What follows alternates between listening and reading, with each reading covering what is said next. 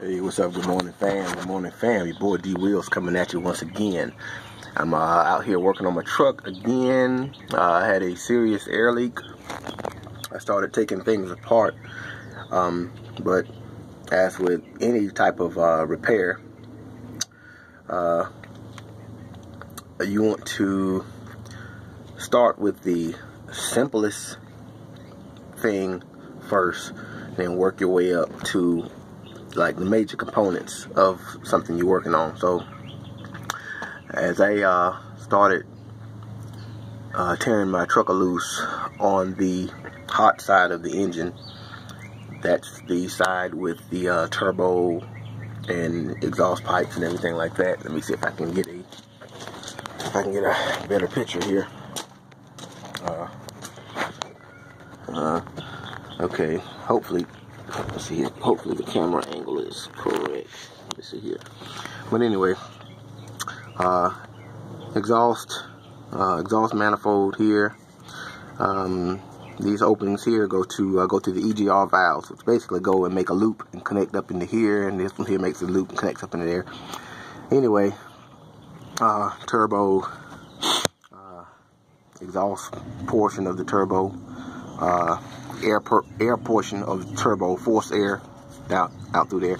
So anyway, situation looked like I'm hoping as I took the clamp loose. Let me show you. Let me go back here. Oh man. Okay, we're underneath now. As you can see, give you a different angle here.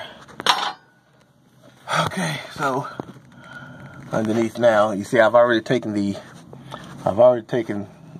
pipe off of here.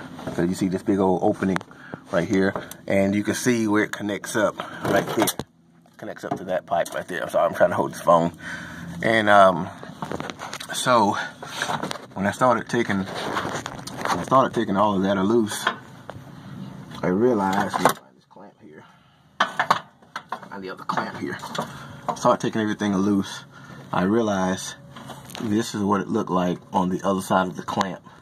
Okay, so you see, gotta put my thumb on it here, but you can see, heck, you can see back up here that hole right there.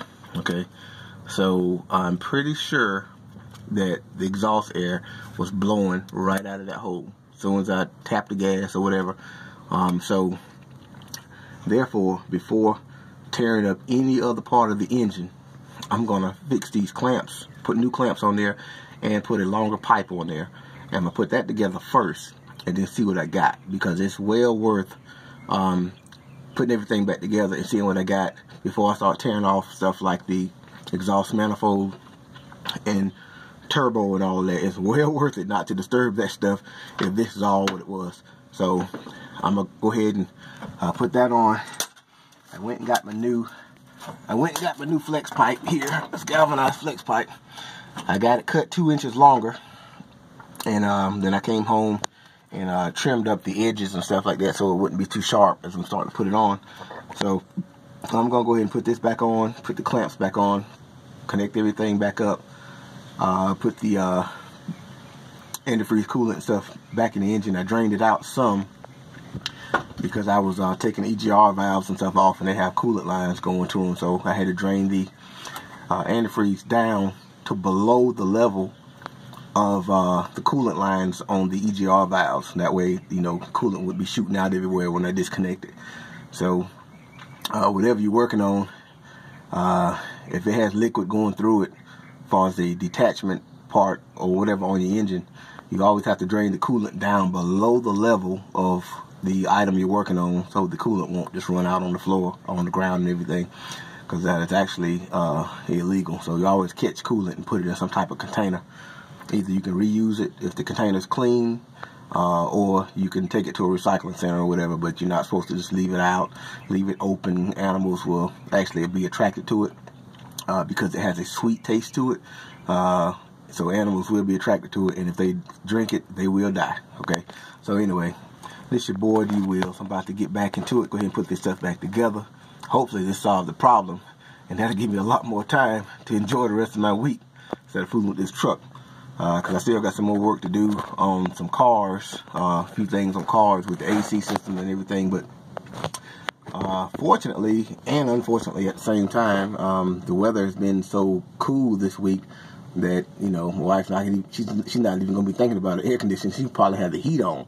But, you know, so I may get by with it for another week or two or whatever, but I think I may still go ahead and try to replace the expansion valve in her car, which I could make a video about it as far as doing the pressure or evac system, evacing her, evacing the Freon, or just we're not recovering the Freon because I think it already leaked out because I don't have a refrigerant recovery system. It's just since I have the system open, I have to pull a vacuum on it. First of all, check for leaks after I put the new expansion valve on there. Pull a vacuum on it with my gauges and everything and make sure I hold the vacuum. But I'm not going to try to mix too many things together with this particular video here. So what I'm going to do is go ahead and put this stuff back together and see what I got. And hopefully this is going to take care of the problem. Alright, you guys, it's your boy D Wheels doing that truck repair thing here at the house. We'll talk to y'all later on. Let me go ahead and get busy doing what I do. Alright, holla. Peace.